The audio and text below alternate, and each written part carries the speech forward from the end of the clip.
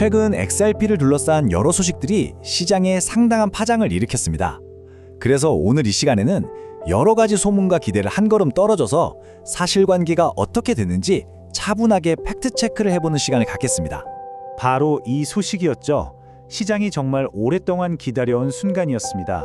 미국의 양대 규제기관이 XRP를 디지털 상품의 한 예로 공식적으로 언급하면서 몇 년 동안이나 이어졌던 지루한 불확실성이 드디어 해소되는가 싶었습니다. 자, 그럼 첫 번째 쟁점부터 한번 볼까요? 과연 이번 발표가 모든 불확실성의 끝을 의미하는 걸까요? 아니면 이건 또 다른 이야기의 시작일 뿐일까요? 이 미묘한 차이를 정확히 짚고 넘어가야 합니다. 물론 SEC와 CFTC의 발표, 이거 굉장히 중요합니다. 큰 진전이죠. 하지만 우리가 여기서 정확히 알아야 할 게 있어요. 이건 의회에서 만든 법이 아닙니다. 말 그대로 기관의 공동 해석입니다.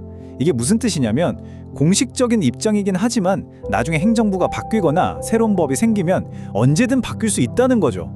그럼 이 해석을 진짜 누구도 바꿀 수 없는 단단한 법으로 만들려면 어떻게 해야 할까요? 그 열쇠가 바로 이 클래리티 법안에 있습니다. 이 법안이 통과되어야만 비로소 XRP의 법적 지위가 미국에서 완전히 그리고 견고하게 자리 잡게 되는 겁니다. 그런데 문제가 뭐냐면 이렇게 중요한 법안이 지금 상원에서 멈춰서 있다는 겁니다. 왜 그럴까요? 알아보니 이 법안에 포함된 다른 조항, 바로 스테이블 코인 규제 때문인데요. 여기에 대해서 은행권이 아주 강하게 반발하면서 전체 법안이 발목 잡힌 상황인 거죠. 자, 그럼 이제 규제라는 큰 그림에서 좀 더 시야를 좁혀서 리플 소송 그 자체가 남긴 여파는 어떤지 한번 살펴보겠습니다. 아시다시피 2020년에 시작됐던 그 기나긴 법정 싸움, 2025년에 양측이 합의하면서 일단락됐습니다. 그래서 겉으로 보기엔 이제 소송 리스크는 사라진 것처럼 보입니다. 하지만 정말 다 끝난 걸까요? 소송이 남긴 흔적은 여전히 뚜렷합니다. 대표적인 게 바로 이 벌금이죠. 1억 2,500만 달러. 이건 그냥 돈의 액수를 떠나서 이 소송이 리플에게 남긴 아주 실질적인 상흔이라고 봐야 합니다. 그리고 사실 벌금보다 더 중요한 게 있습니다. 바로 이 부분인데요. 법원이 리플에게 기관 투자자들을 상대로 XRP를 직접 하는 걸 영구적으로 금지했다는 점입니다. 이건 지금도 리플의 사업에 직접적인 제약으로 남아있는 거죠. 자, 규제와 소송 얘기를 해봤으니 이제는 시장에 돈이 어떻게 움직이는지, 특히 월스트리트의 자금이 어떻게 들어오고 있는지 한번 들여다보겠습니다. 2025년 말에 XRP 현물 ETF가 출시되면서 정말 많은 자금이 몰렸습니다. 운용 자산이 14억 달러를 훌쩍 넘었으니까요. 특히 골드만삭스 같은 거물급 기관들이 참여했다는 소식이 전해지면서 시장의 기대감은 정말 최고조에 달했었죠. 그런데 말이죠, 이 화려한 숫자 뒤에 숨겨진 진짜 이야기는 뭘까요? 조금 더 깊이 파고 들어가 봐야 합니다.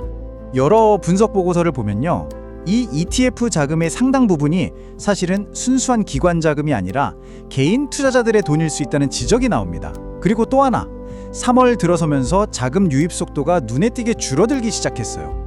그러니까 월스트리트가 시장에 들어온 건 맞지만 아직은 본격적으로 뛰어든 게 아니라 뭐랄까, 발만 살짝 담그고 시장을 테스트해보는 단계다, 이렇게 보는 게 더 정확한 분석일 겁니다.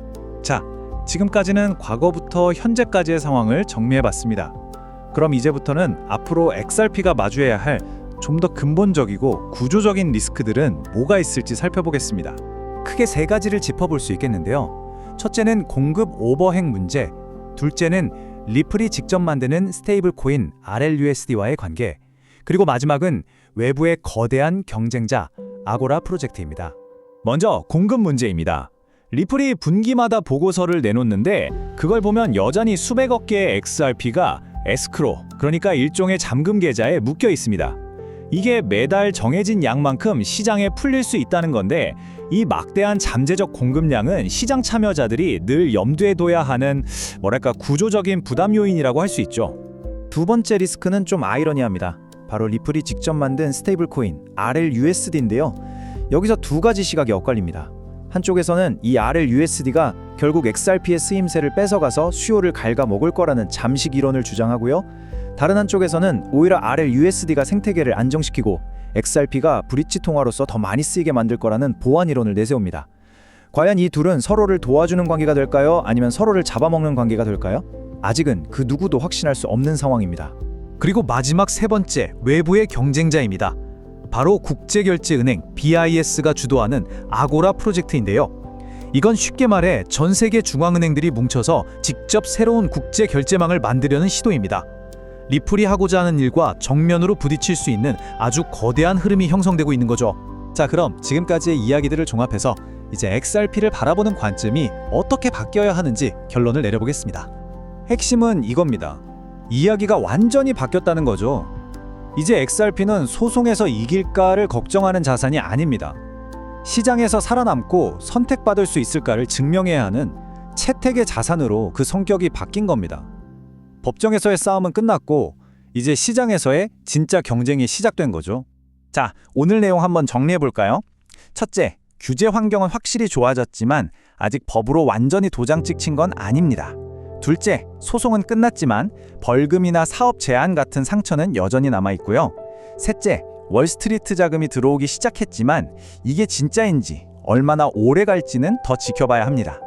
마지막으로 앞으로는 공급 문제, 내부 스테이블 코인과의 관계, 그리고 외부 거대 기관들과의 경쟁이라는 큰 숙제들을 풀어야만 합니다. 법정에서의 긴 싸움은 이제 끝났습니다. 경기 규칙은 이전보다 훨씬 명확해졌죠.